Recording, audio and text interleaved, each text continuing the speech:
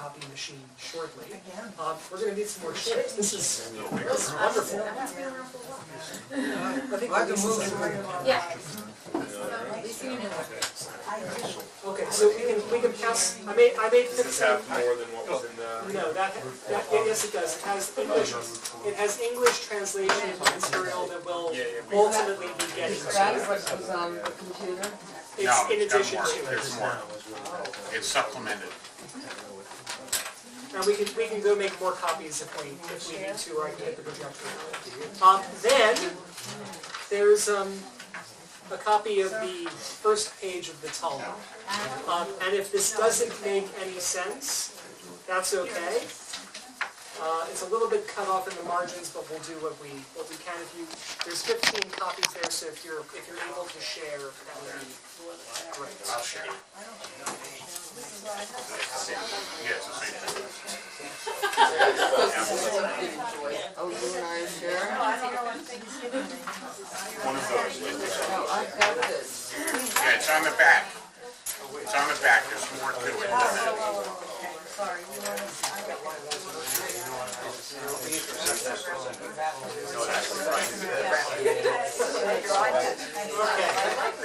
All right. Good evening. Welcome.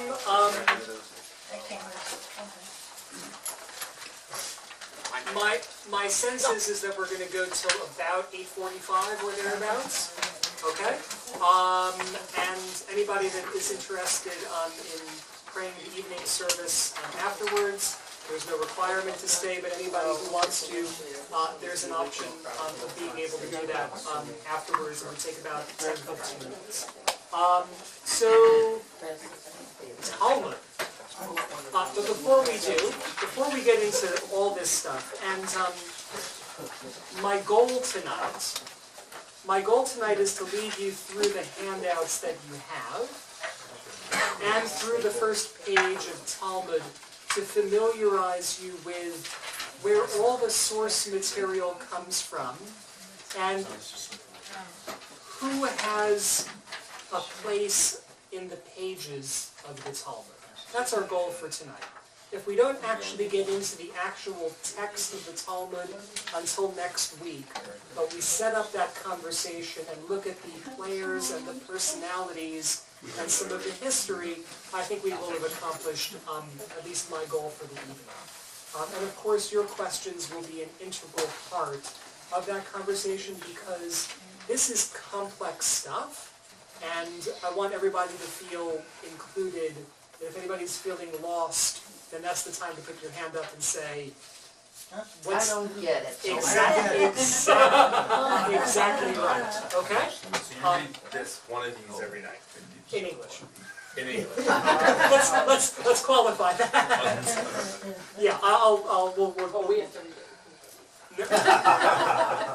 Anyhow, let's start with just introductions, just going around to make sure everybody knows each other's names. I'm privileged to know everybody in this room, but I want to make sure that you have the privilege of knowing each other also. So we'll start with Audrey.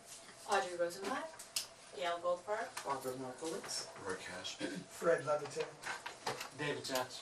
Joel Rosenblatt. Carol Bergen, Joyce Massa, Russell Sagerman. Alan Skolnick. Al Skolnick. Carl Ford. David Greenfield. Vicki Monoloy, Stephen Onomoy. Brett Norton. John Doherty. Lori Doherty, Joe Moskowitz. Roberta Kelly. I'm going to start with a bit of a story, and the reason I start with a bit of a story, Russell's already laughing. Because I kind of knew that was the word that was coming out. Okay. Wouldn't be really. About 5.5 years into my rabbinate in Sydney, I developed a desire to possibly pursue a doctorate in Hebrew letters. I'm now 12 years into my rabbinate, or 11.5 years into my rabbinate, and I don't have any additional letters after my name. So we see how well that doctoral project actually went. Possibly might go back to it at some stage. One of my teachers and mentors in the process was going to be Rabbi Dr. Mark Wachowski, who is a professor of Jewish legal literature at Hebrew Union College in Cincinnati. And he said, your first requirement, he said, before you get to any of the other Jewish texts you may want to look at, is for you to do 50 dapim of Talmud. 50 what? Okay. Okay? Now, a daf is God. one side of the page, plus then the back side of the page. He said, so I want you to be able to do 50 of these. And I said, and he gave me a chapter to begin with. And I said, this is just intricate detail. I don't know how to apply this. I don't even know why I need to use this material. And he said, the Talmud is the core of where our people's identity comes from.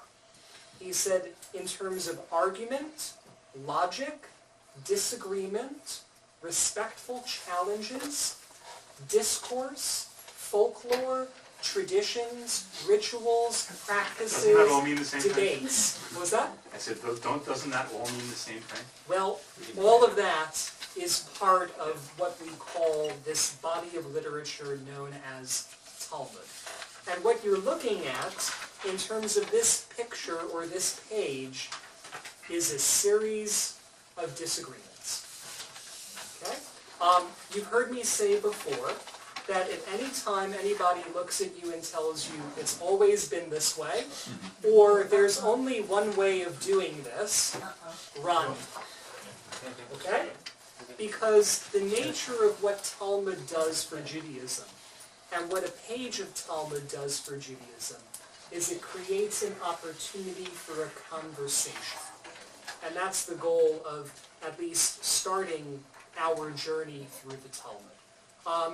My own journey, some of you were part of an effort that I made a couple of years ago to learn all 613 commandments of Jewish tradition in 613 days. And then when I finished that, I said, okay, what's next? I guess I'm going to have to go for the biggie, which is trying to learn a page of Talmud, 1 page a day, and that journey takes 7.5 years. The journey is called a daf yomi, meaning a page a day or a daily page. There are schools of thought that are dedicated to the practice, and I think it's the 14th cycle now, so it's somewhere in its 95th or 96th year that people have been doing daf yomi, going through the Talmud regularly as an effort of trying to learn and glean and discuss. There are online lessons, online lectures, presentations. I'm not following with the order of the group that's working through this cycle of daf yomi because I began in the middle, but I am supposedly when I get home tonight going to be looking at, I think, my 746th day of doing this. So it's Each page take. it depends on how much. It depends on how much you actually want to devote to it. I mean, you could spend probably an hour looking through the commentaries and other things. My reading is a little bit more cursory, I would say, and I'm reading and trying to understand the sentiment and the English because to do this in the Aramaic would be impossible for me. David. On this page with all the disagreements, is there then a conclusion? This is what we agreed to, this is what was determined, or? It depends. Okay? So sometimes the material here, as we'll see when we get into the text, sometimes the material here is brought down to the level of this is what our halachic, our Jewish legal understanding actually is. And sometimes the matter is left unresolved, and you have differences of opinion between 2 or 3 rabbis, and the matter then just goes off in a different direction. So it's not linear in how it proceeds, but it's a matter of all of the information kind of being retained and kept together. Okay, Carl? If someone says this person's a Talmudic scholar, is that the fact that they've gone through all 715 pages and done that, or is that just wishful thinking? A Talmudic scholar, at least my understanding of that, is somebody who has read and learned and understands the Talmud. or is somebody who is familiar with the rules of logic, or what's called hermeneutics, which are the laws of interpretation of the text of Talmud, because it also has its own rules for how you read it, and we'll probably get into that maybe next week. Russell? You just said that the Talmud is not linear. In the same sense that Torah is not linear?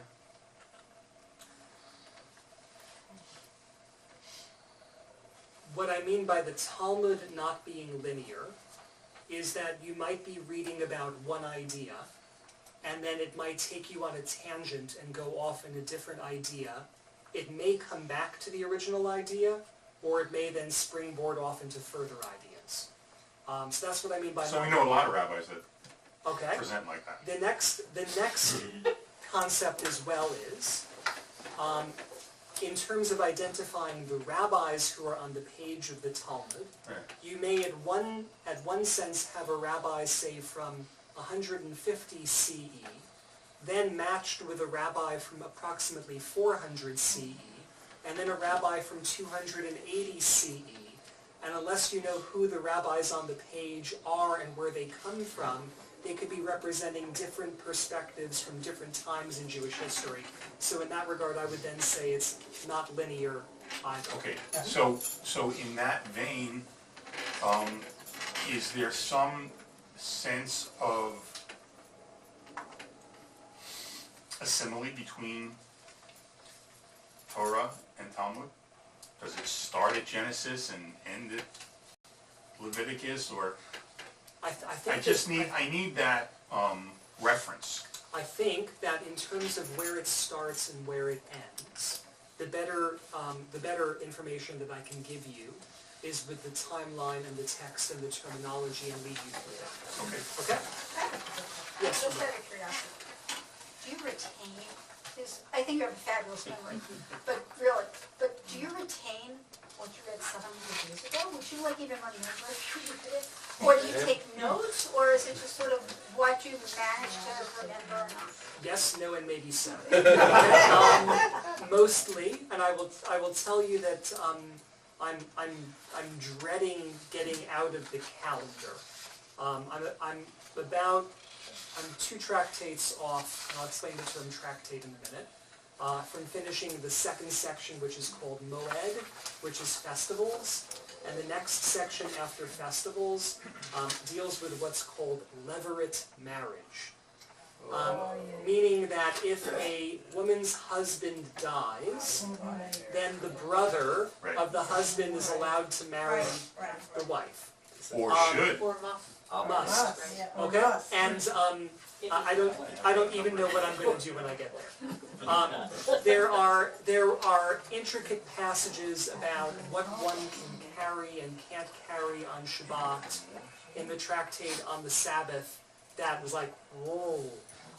And similarly on the laws of Eruv, and how you establish boundaries between buildings and houses, and what kind of wires and threads and objects you can use to denote public space and private space, and where you can carry and where you can't, that I'm glad I got that much out of it. Okay? So there are things that I look at, and I actually have a file on my computer, which is how I know how many days I'm on, that when I sit down for 5-10 minutes and I take notes, I retain it a lot more. When I'm just reading it, and I'm some nights it's just a matter of I just have to do this. In order to keep the streak going, so to speak, that I read it, I'm like, did I really get that? And I might go back and reread it the following night if I have more time. I'd say, in general, I spend about 10 to 15 minutes a day on this, which, if I spent a bit more, I'd probably retain a bit more. But I have 2 columns on a kind of spreadsheet that I follow. And one's kind of for the, okay, this is kind of what it's saying, and then the next column over is for the, oh, I really like that, and I want to come back to that. So I really do try to retain the things that are really kind of jumping off. And then there's the stuff that I really, really like that you wind up seeing on Shabbat morning. Alan, then if it's okay, then I want to. Addressing what Russ says, and we're now listening to you, aren't you forever to understand Talmud, Torah, cross-referencing scholars, cross-referencing material, and trying to put some kind of synthesis together? We're going to absolutely look at that. That's also, I prefer to call it a disagreement, but all the voices on the page is also a thing of beauty as well. So we'll get there, and I'll walk you through that. Okay? So let's first do terminology. Okay? And I'm going to walk through each of these. I'm going to probably walk through it pretty quickly. Terminology. Okay, so first we have the Hebrew Bible. That's that brown book on the shelf up there. Okay? And the Hebrew Bible is also called the Tanakh, which is an acronym for Torah, that's the 5 books of Moses, for Nevi'im, the prophets, and for Ketuvim, the writings. And the Bible, or the Hebrew Bible, or the Tanakh, is regarded as the cornerstone of Jewish tradition. So essentially, when the rabbis are going to be making their arguments in the Talmud, they're going to be throwing out verses left and right from the Hebrew Bible. Not throwing out like I'm discarding it and putting it in the garbage dump, but using Scripture as the basis for their argument and interpretation. I'm sorry to interrupt, but I need an understanding. So is the Tanakh not Torah? The Torah is part of Tanakh. Tanakh is an acronym. Okay? No, I see that it's an acronym. Yes, the first 5 books of Tanakh. Okay, so the Tanakh, what Joe just said is the first 5 books of the Tanakh are the first 5 books of Torah. Yes. What's the rest of it? Prophets and writings. Some of it's called wisdom literature, which is some of the prophets. This is stuff that didn't make it into the Torah? Stuff that Moses didn't write. You want to buy a copy? I have a copy. All right, can somebody pull the brown book down to the shelf for me, please? The big brown book, the good brown book.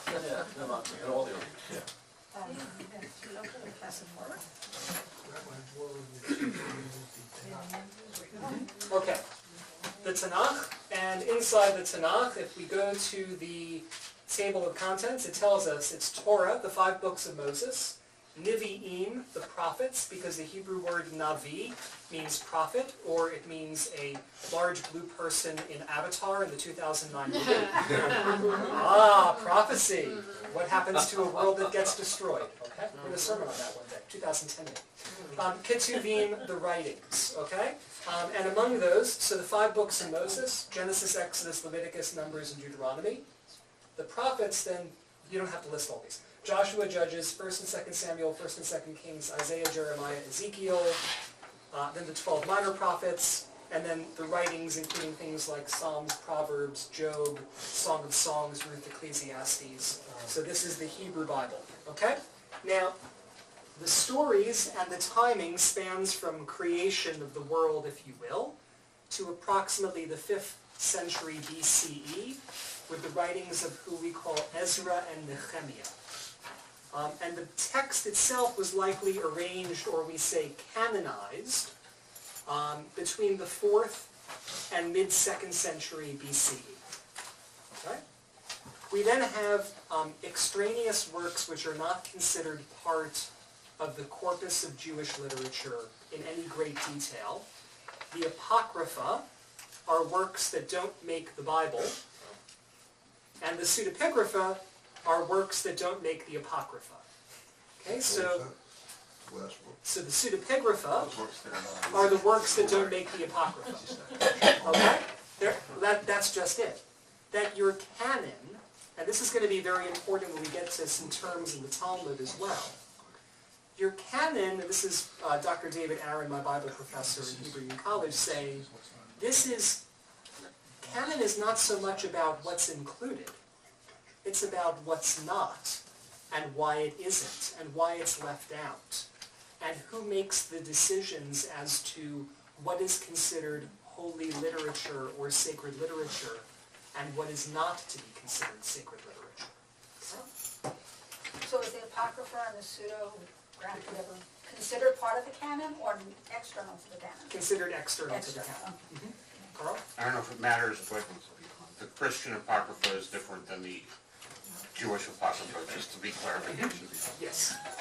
Okay, so now timing-wise, we have to consider the destruction of the first temple by the Babylonians, and then the destruction of the second temple by the Romans in 70 CE. And for the creation of rabbinic literature, the literature of the rabbis, the destruction of the second temple is far more important. Okay? Because essentially, 586 BC, we're on the first temple line now. Babylonians take about 15% of the nobility and exile them to Babylon. Within 70 years, they're back. 515 BCE, the second temple is constructed, stands there until 70 CE, so a period of nearly 600 years. Okay? But then what happens is we have a diaspora. And the diaspora means a scattering. So we're no longer central in our land.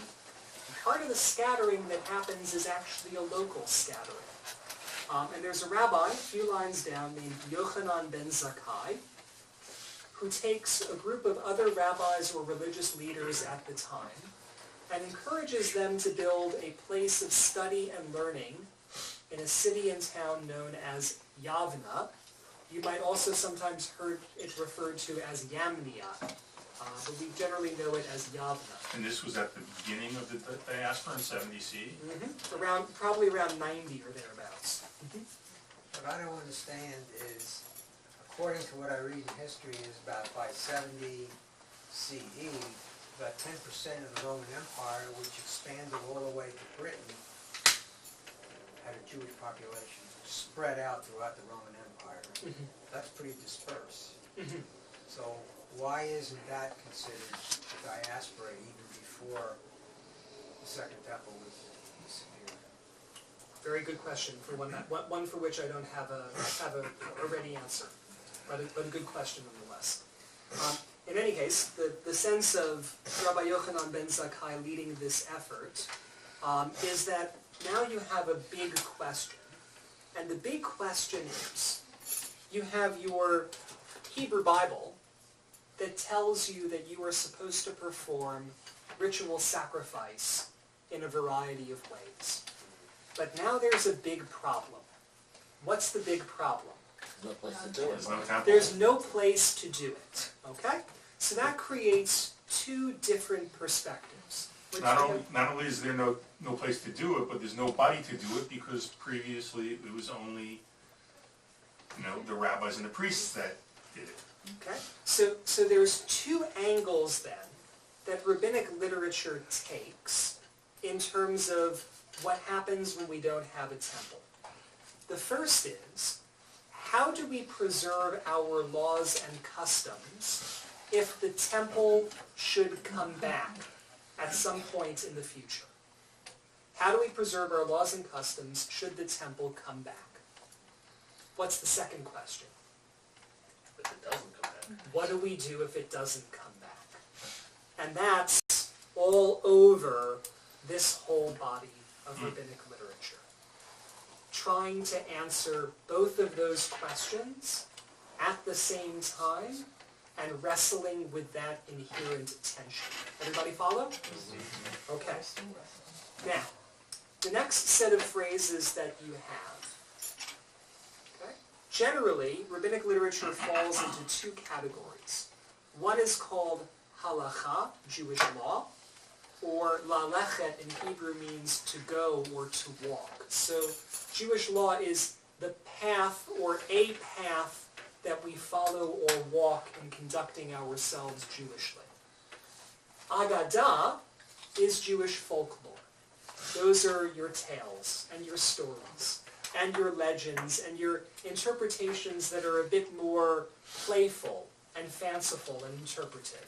Okay, so you have the kind of hard-nosed legalistic text and interpretation that way, and you have the more folkloric interpretation as well. Is that kind of synonymous with the drash? With drash? We'll get there. We'll get there, okay? All right? The two terms above it are ways of trying to understand kind of movements, perspectives in Jewish tradition. So Torah shebichtav, the written Torah, meaning God gave the Torah to Moses on Mount Sinai. And then everything that follows thereafter is called Torah sheba'al peh, the oral Torah, or the interpretations. So Orthodoxy would hold the perspective that God gave the Torah to Moses on top of Mount Sinai, and that included not only the Torah, but all of the subsequent interpretations in Jewish tradition that were ever to be developed, even perhaps in this classroom. That everything had to have an original starting point of Mount Sinai, so that the entire corpus of religious tradition could thus be traced back to God. Now, the point of division with other movements in Jewish tradition is to say, okay, something was revealed on Mount Sinai.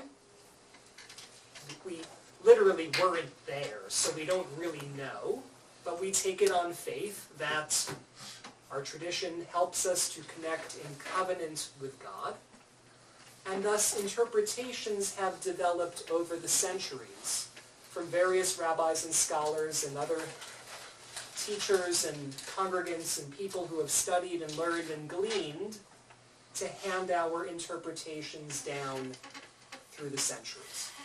And that's where there's a difference of opinion in terms of the terminology of what is written Torah and what is oral Torah. Let me stop there for any questions before moving on.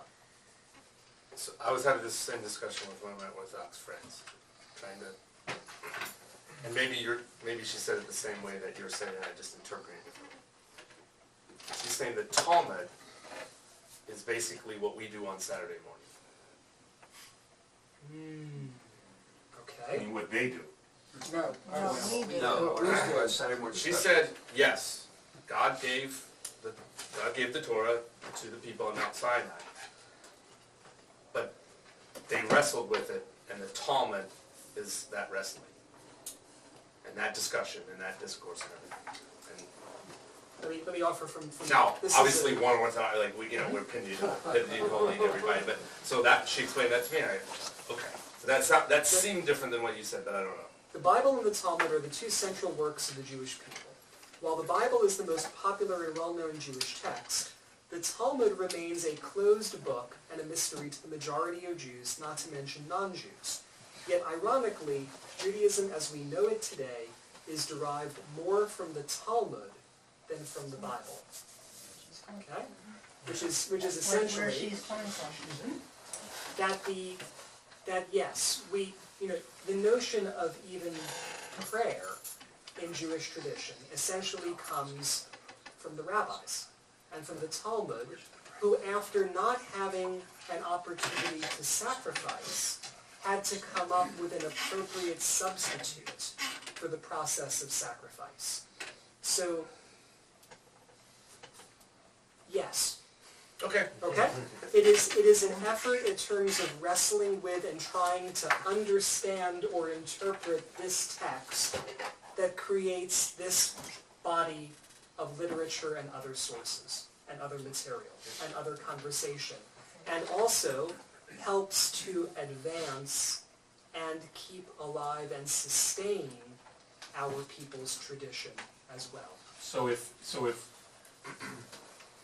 the belief of, I guess what you're saying is, well, most Orthodox people, is that it wasn't just the Ten Commandments that was given to Moses on Mount Sinai, it was the entire Torah. A large percentage of that didn't happen yet. With the exception of the last 8 verses of the book of Deuteronomy, because Moses That could was not, Moses, exactly. because Moses could not pen his own death. So if they wanted to know what was gonna happen next, they just had to go to the Torah and Let's be look and see. let's be careful. Let's be careful. Yeah. In saying that perspective is a perspective that is grounded in faith. Okay. Okay? Yeah. And yes, I can appreciate in this room, including in this chair, that there is a very significant suspension of belief and disbelief that has to take for one to accept that. And yet, we can say most Orthodox Jews, but I feel safer saying those who interpret the tradition literally. Okay. Okay? I'm fine with that, I just didn't know another way to say No, it. because I believe that many Orthodox Jews would wrestle with that principle as we do, but it then comes to a sense of, but can I take this on faith that this comes from the living God and is an interpretation that helps me to connect back to my place in the covenant with the living God, is the question that's being asked. Okay, can I, all right? I'm a little unclear. Tanakh is basically our source guidebook, then we come down to Torah and books, follow from Torah, eventually get into Ezekiel, straight down. Am I correct so far? Tanakh includes those books, yes. And Includes all I'm presenting with that is that anything in here Okay. is fair game for the rabbis to quote and use to prove the writings that they create. Okay. So for example, in a little while, probably next week we'll get more into this, the rabbis are going to ask a question in this passage about the time of day whereby one says the Shema. Except there's no time of day listed in the Hebrew Bible that one is supposed to say the Shema. But they derive this based on the fact that there's a biblical verse that says, B'shochbecha uvkumecha, when you lie down and when you rise up. So they're going to use that verse to say, well, when you lie down, that's when a person goes to sleep. When does a person go to sleep? In the nighttime. Uvkumecha, when does a person get up? When the sun comes up. So it's derivation based on the context of biblical verses and trying to parse out what a deeper meaning of these verses might actually look like. And in that regard, it becomes an intricate exercise in logic and reasoning. What I brought up today in the Torah study, operational definition of God. God, the giver and sustainer of life. Isn't that regard? How does that fit in? Because that to me is really an operative definition to start with. Is that what we start with as we sit here today? Okay, I think that I have a good resource on my shelf that talks about the difference of how God is. Yeah, there's still some books up on my shelf. Another time, another place to roll it on? Yeah, I think that the theology of the rabbis vis-a-vis how they view God is better done in the text when we get there. Okay? Getting it down to the uneducated. Sure. The Torah teaches you what you should be doing, and the Talmud teaches you how to do it. Well said. Well said. I can Well read said. that. Okay, thanks, Carol. I'm educated. Go home. Okay. And you said you didn't have any questions, you had answers instead. In the sense that you have a small Torah and an enormous volume of exegy on it. Yes, well said as well. Okay, all right. So the first text that actually comes up, which, is that a frustrated sigh? No, I'm just having, thoughts are going through my mind of when you said something about when you say the Shema in the morning and when you say it at night. I'm thinking about when I look at the Luach and it says the earliest time you can say it in the morning and the last time you can say it in the morning and the earliest time you can say it at night and the last time you can say it at night. No? Yeah, it's all in here. It's all in here. And I say that with respect to your question, and I say that with respect to the text. It's easier just to look at the Luach and say, okay. Was that? Dare I ask about naps? So, okay, let's move on. So, what exactly is Talmud? And I've given you more information here than you really need, okay? but we're going to come to it in stages. So I want to look at the next three kind of bracketed lines. Mishnah, Tosefta, and Talmud. Okay?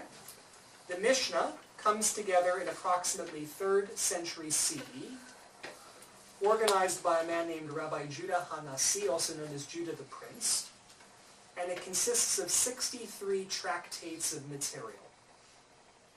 Okay, so kind of 63, so 6 orders, meaning 6 big units, and in those 6 big units, there's a total of 63 smaller units. We call those smaller units tractates, or we call them masechet in the singular, or masechtot in the plural. Okay? 6 big units, 63 smaller units called masechet, or masechtot, or tractates. The 6 major divisions, let me get through this first, okay, are called zira'im, seeds, moed, holiday, nashim, women. I still think they should have consulted women on that section. Nizikin, damages, kodashim, holy things, and toharot, clean or pure things. Okay? Each masechet, each tractate is broken down into chapters. Okay? And each chapter is then broken down into paragraphs. And each paragraph is called a Mishnah with a lowercase m. So we